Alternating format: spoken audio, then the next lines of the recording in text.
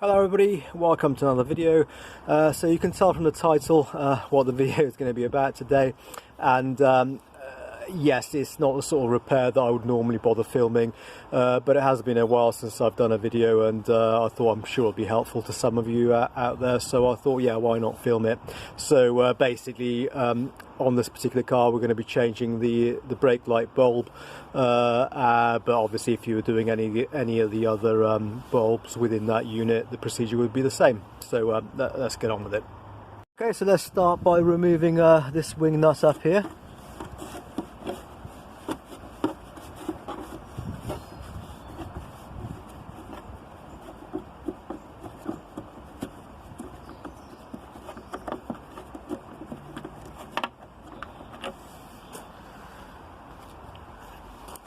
And then we want to remove this cover. I'm just using a screwdriver. It's better if you use like an old screwdriver where the edges aren't too sharp. Oops. Bit difficult trying to do this whilst holding the phone, but... And there's another wing nut in there, same as the other one, and I'm going to remove that. I think I might just stop filming and remove that, it's going to be easier. So remove both the wing nuts, and then it's just a matter of pulling the light unit out towards the back of the car.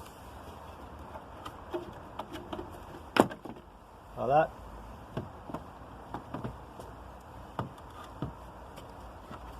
I'm going to release these electrical connectors.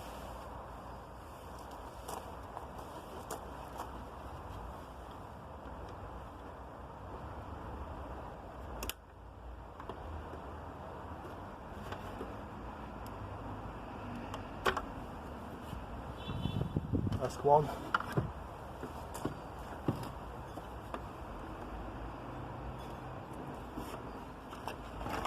Two. And then look, that's the light unit 3. So then I'm going to take off this section here.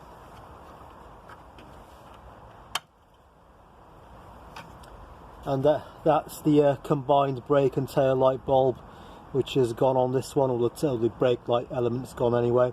As you can see, the fact that it's gone is confirmed pretty much by the way it looks. So I'm just going to whip it out, go grab a new bulb and replace it. Okay, so got the new bulb.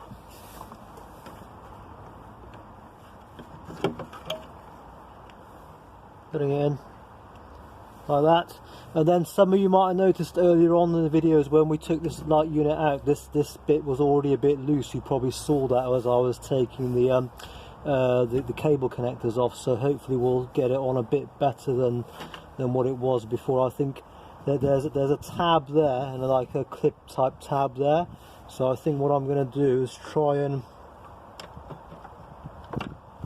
put this one on first, and then the other one I think should sort of push on until it clips. Oh yeah, that's better. So I don't know whether that had not been put on previously at some time previous, or maybe it had come loose, but that's on there solid now. So I think just to let you know, I think if you were taking it off for the first time, you probably want to release this tab here, then kind of push it that way a little bit, and then kind of lift it. It would be the best way to get it out, I think, if you were getting out, if it was not loose to start off with. By the way, guys, I think it wasn't too clear what I was doing with these electrical connectors earlier when I was taking them off, and basically all I did was I simply kind of used a small screwdriver to lift this this tab bit on the connector up a little bit as I pulled it off, and this other one is exactly the same. Just about to put the light unit back on, and I'm not going to bother filming that. It's obviously just a reverse to the way I took it off, but something I will just quickly point out to you is these connectors actually, in terms of fitment, they're actually interchangeable. And I got to be honest, I've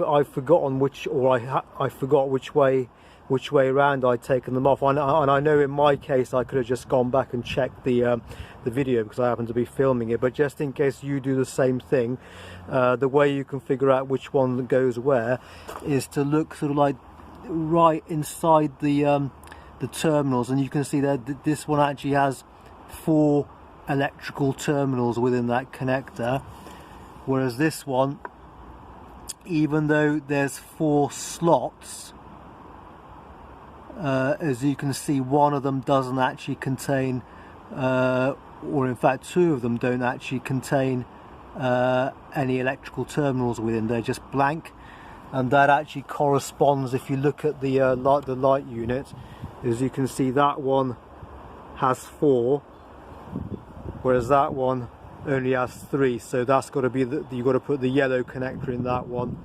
and the grey one in that one. So just in case you make the same mistake that I did, that's how you can figure it out.